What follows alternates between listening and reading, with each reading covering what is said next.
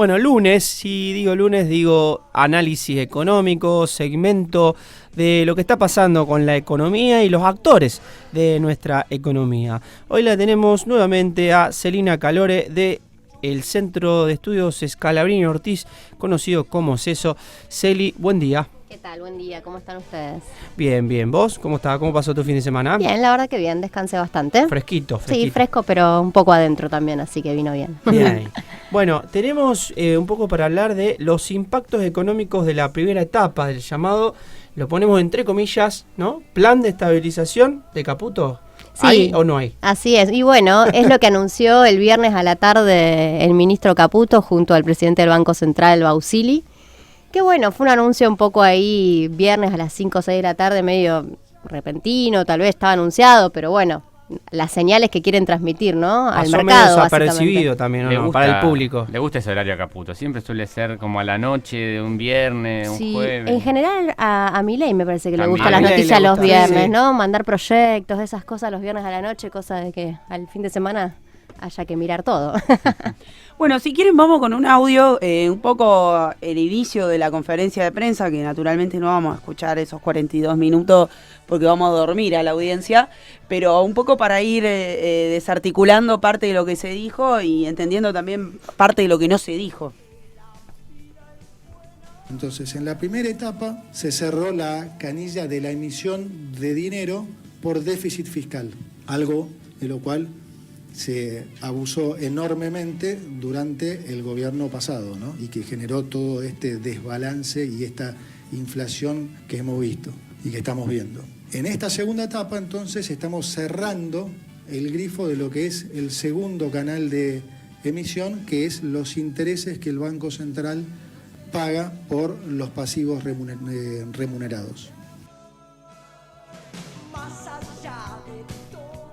Bueno, ahí habla de dos etapas. ¿Qué quiso decir? ¿Qué quiso decir? Ya que tenemos un especialista que nos explique. Claro, está muy bien. Bueno, habla de 2 etapas de 3 etapas, que después ahora comentamos cuál es la tercera que mencionó, pero básicamente le está hablando de este plan de estabilización que sabemos que se sustenta en un fuerte ajuste fiscal, donde se logra ese equilibrio que era dice o ese déficit cero o superávit en las cuentas públicas, que como ya hablamos en otras columnas está sustentado con un fuerte ajuste principalmente a los sectores medios de ingresos, al trabajo público y a los jubilados, ¿sí? Bueno, también la obra pública, las provincias, cosas que ya hemos charlado en otra oportunidad, y eso lo que nos ha generado es una fuerte recesión económica, ¿no? Que después, si nos queda un rato, vamos a hablar de este impacto en la economía real, que me parece que se está hablando poco y que hubo muchos indicadores negativos en la última semana por parte de INDEC, ¿no? Difundidos.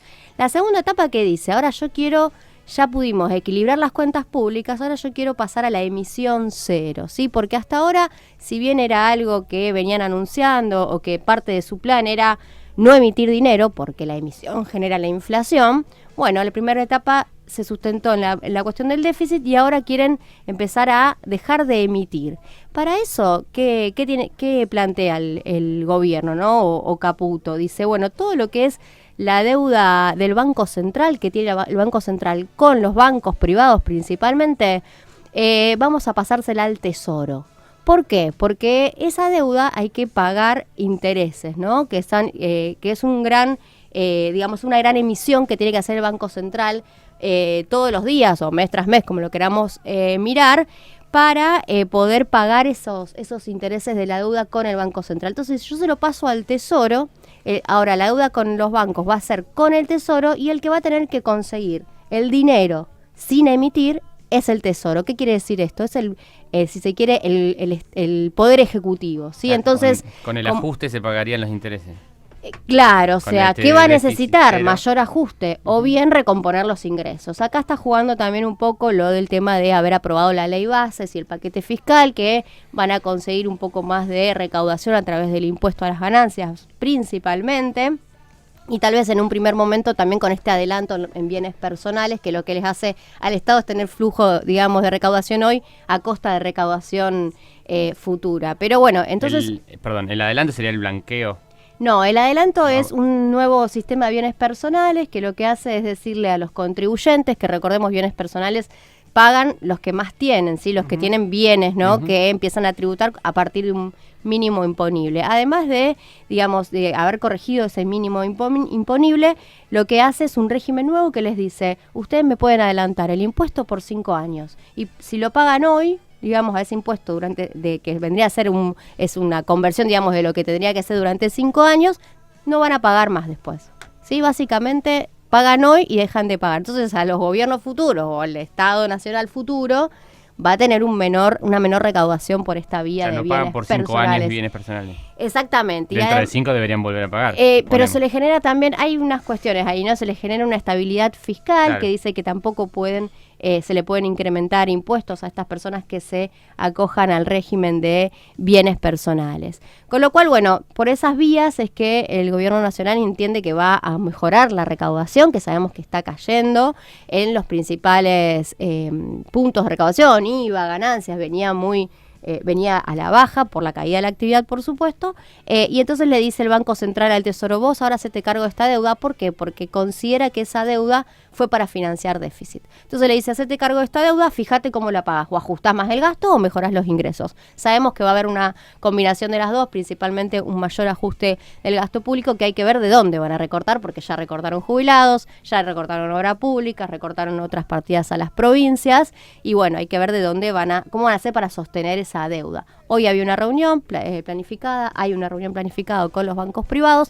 Recordemos que cuando hablamos de la deuda de los bancos privados son los ahorros nuestros también, ¿no? Porque son los depósitos que nosotros tenemos allí. Entonces también hay una señal de ver, bueno, a ver cómo piensan repagar esta deuda, porque detrás estamos también los ahorristas que tenemos algún mecanismo de ahorro allí. Y lo que tiene que ver con recaudación, también anuncian que van a reducir el impuesto país, que fue uno de los principales puntos de recaudación. ¿Cómo combinan las Exactamente. dos cosas? Bueno, fíjate que el impuesto país lo aumentó Milei, sí, apenas llegó, ¿no? Ya en diciembre aumentó el impuesto país, y ahora lo que dice, bueno, lo voy a empezar a aflojar, empezar a bajar ese aumento que yo mismo hice, o capaz que va a llegar al nivel anterior, ¿no? Pero, ¿por qué dice esto? Porque como me van a entrar más ganancias, por el lado del impuesto a las ganancias, yo voy a compensar eso. La verdad es que tiene distintos frentes abiertos, la economía es compleja y el plan tan ortodoxo y digamos cerrado que vino a imponer Milei, ¿no? De manuales libertarios, bueno, empieza a resquebrajarse, ¿no? Empieza a mostrar señales que no es tan fácil decir déficit cero, ajustando las cuentas públicas, porque también me resiente la recaudación. Entonces de alguna manera hay que empezar también a maniobrar todas esas variables. Y el tercer punto, que lo menciono brevemente, es la tercera etapa, que todavía no se llegó, pero que es una promesa de campaña, es el famoso salir del cepo, ¿sí? Pero bueno, eso no dijo ni fecha ni nada, dijo eso va a ser en una tercera etapa. Vamos ahí viendo cómo va avanzando en estas etapas, ¿no? A ver si me queda claro el tema de las etapas. La primera fue de ajuste y ortodoxo. La segunda sería de ajuste ortodoxo, y también se le sumaría que no se emite más, es decir, que durante la primera parte se estuvo emitiendo. Exactamente, seguimos emitiendo, de hecho... O sea, que era una mentira que no se emitía. Claro, seguimos emitiendo para que, y esto también fue muy claro, el ministro Caputo en su conferencia, donde si uno mira también la gestualidad, las caras, había unas caras malas, digamos, tanto del presidente del Banco Central como del ministro Caputo. Yo fue lo primero que percibí, ¿no? Como esa gestualidad y esas caras estaban ahí al frente de la conferencia. Y bueno, justamente se siguió emitiendo, y es una de las grandes críticas que tiene también la ortodoxia, ¿no? ¿Por qué se siguió emitiendo? Porque había que repagar esa deuda y esos intereses que ya venían de periodos anteriores. Él mismo lo dice, Caputo, esto viene originado en las LELIQs y las LEBACs. Eso fue una cuestión que lanzó Sturzenegger. Y era el tema que trataba Milei en la campaña como el gran problema argentino, eran las LELIQs. O sea, totalmente. Que y todos hablábamos de las LELIQs, y de golpe era el principal problema de la Argentina, las LELIQs. Sí, y que fueron originadas durante el gobierno de Macri con Sturzenegger, ¿sí? También está este nombre, hay que traerlo porque sabemos que en esta semana habían anunciado que Sturzenegger iba a pasar formalmente a formar parte del Gabinete Nacional. Hay que ver qué lugar se le encuentra, pero son dos líneas también dentro del gobierno, dos líneas de ideas económicas que se pueden contraponer o que no están alineadas, valga la redundancia, ¿no? Entre Caputo y Sturzenegger hay diferencias marcadas. Y bueno, y déjame que diga también, porque hay algo que no mencioné, ¿por qué hubo esa conferencia de prensa y por qué se están anunciando estos planes, ¿no?, de estabilización o esta segunda etapa? Porque quieren llevar calma. En la última semana tuvimos calma a los mercados, ¿no? Porque en la última semana tuvimos una fuerte presión cambiaria, está subiendo el tipo de cambio paralelo y eso lo que hace es agrandar la brecha más con el tipo de cambio oficial, algo que no quiere el gobierno porque cada vez que se presiona el paralelo hay presiones también para una devaluación, y el gobierno libertario entendió que devaluando se va a resentir la inflación en Argentina y que la sociedad no tiene margen para aguantar una nueva devaluación y con ello una escalada nueva en los precios, y también que es uno de los logros que Milei está mostrando de estoy desacelerando la inflación. Sí, de golpe le aparece una inflación de 12 puntos, se cae el relato en algún sentido. Sí, es perder a su propio juego. Totalmente, porque es una de las pocas cosas que está pudiendo mostrar. Ya a un inicio también creo que lo habíamos hablado en una columna, en una de las primeras columnas, uno de sus logros era la estabilidad cambiaria, ¿no? Que miren cómo tengo el tipo de cambio planchado.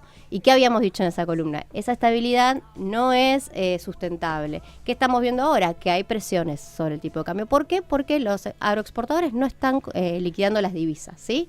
Y no están ingresando dólares. En la conferencia, Caputo lo que dijo, es cierto que no acumulamos reservas en junio, pero esto fue porque fue muy frío el mes y tuvimos que importar energía y eso nos hizo una salida mayor, una erogación mayor de divisas. Es cierto eso.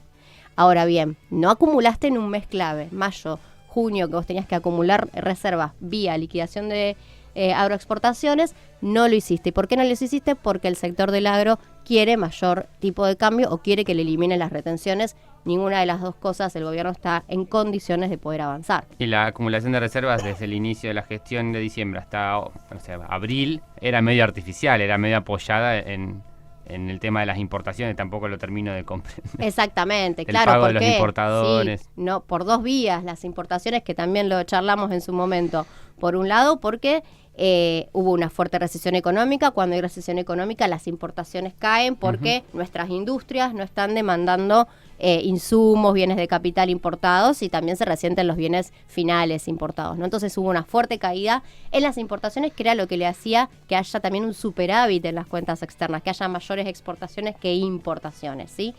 Pero por otro lado también no se solucionó el tema del pago, que recién ahora se empieza a regularizar, del pago de importaciones. El gobierno había dicho, yo voy a dejar que libremente importen, pero generó un esquema de pago de esas importaciones, de esa deuda de importaciones, de a cuartos. Entonces un mes se pagaba un cuarto de las importaciones, al otro mes el otro cuarto, y así, ¿no? Que se iban acumulando y se iban cancelando. Recién ahora eso empiezan a pagarse al 100% las importaciones que empezaron en enero, ¿sí? Con lo cual es artificial porque es deuda que tiene también el Estado de importaciones. Yo tengo una pregunta, porque se está hablando mucho de esta interna entre Sturzenegger, Caputo, que tienen diferencias, vos recién las planteaste.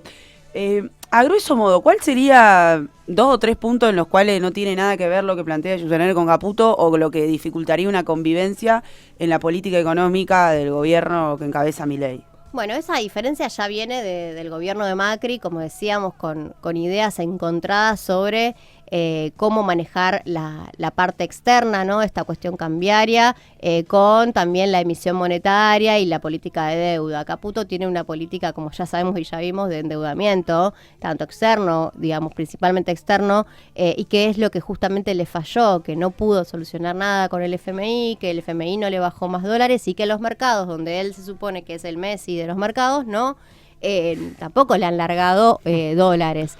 Y por otro lado tenés un Sturzenegger que tiene otra mirada de mucho más ajuste también en las cuentas públicas, y donde por ahí empiezan a chocar en esas líneas, ¿no? De cómo veo la macro real y cómo veo la parte externa y la parte monetaria. Así que bueno, es ahí, son los dos economistas ortodoxos, pero claro, uno está más volcado a la parte y tiene una visión más desde lo financiero, monetario si se quiere, y Sturzenegger tiene una mirada más integral y tienes también más experiencia si se quiere en lo que es la conducción digamos de la macroeconomía de un país, digamos. Me parece que Caputo, su expertise siempre fue más del lado financiero, y bueno, esas cuestiones chocan porque una cosa es ser un muy buen economista en la cuestión financiera, el sector privado, poder manejar los mercados, asesorarte en qué invertir, en qué no, y otra cosa es manejar a la economía del país, que tiene un montón de variables que no tienen que ver solamente con lo financiero. Y un poco mi idea de la columna era irme más a la parte de la economía real, ¿no? Porque esto es todo tema técnico, que por ahí la persona que está escuchando dice, bueno, a mí todo esto ¿en qué me influye? ¿No? Bueno, nos influye en estos 6 meses que tuvimos de fuerte de agudización de una recesión, donde hay variables de la economía real, el empleo, el consumo, los salarios, la desigualdad económica, que ya empiezan a dar signos de todo esto, ¿no? El INDEC publicó varios indicadores en la última semana en este sentido, y que no tienen que pasar desapercibidos, porque lo que está detrás de este modelo económico es eso, ¿no? Es una mayor desigualdad, es una baja en el desempleo. ¿Por qué? Porque es una política antiindustria, ¿no? Que no tiene en su génesis la idea de mejorar la producción, la industria argentina, sino más bien ir a un modelo que también ya es bastante repetido, ¿no? Un modelo más extractivista, de vender nuestros recursos naturales como salen y no agregarle valor, y eso lo que hace es que haya más desempleo, ¿no? Pérdida de puestos de trabajo.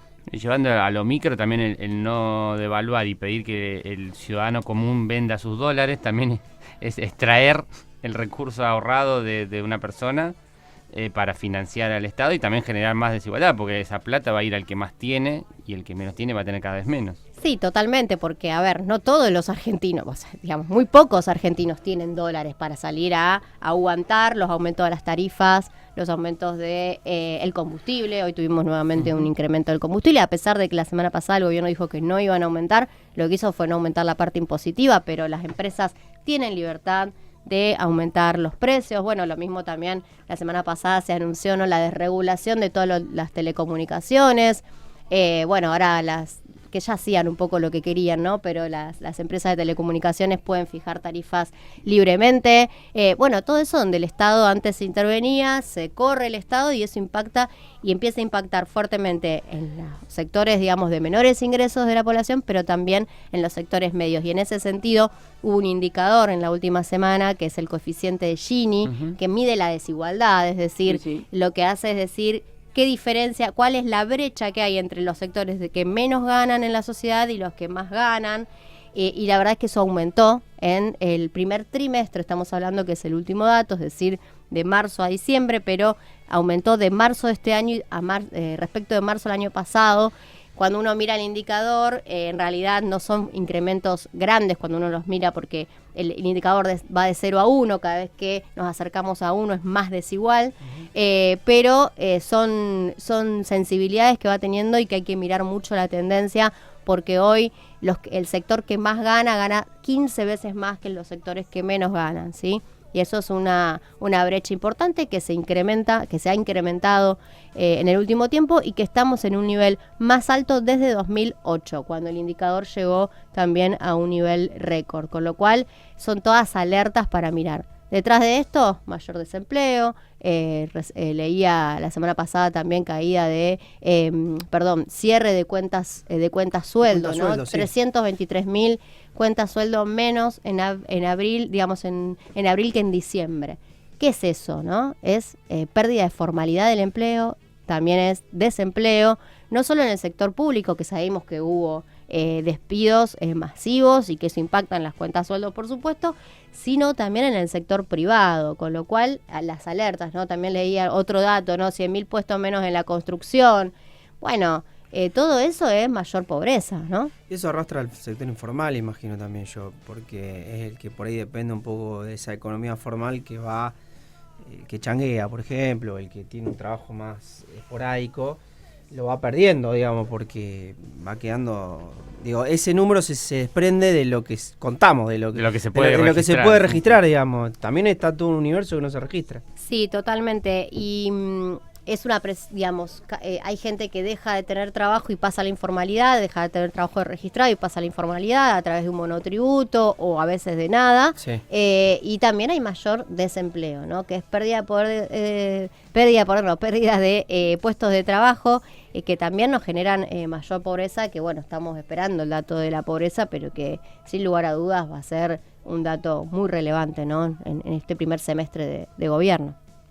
Bueno, 8:51, Celi, gracias por venir, por acercarte, por contarnos un poco en qué anda Caputo, en qué anda el gobierno. Sí, también traer a la mañana del lunes algo que dicen el viernes de la noche que por ahí pasa desapercibido. Y que la idea es esa, ¿no? Uno está en otra, Uno está está en planificando otra. el fin de Ya semana. está relajado, y no te pensando- agarran con la guardia baja. Sí, me aparte Sí. el domingo sale a hablar Milei con los periodistas amigos y te corre la agenda y te olvidaste de los anuncios del presidente del Banco Central y el ministro de Economía.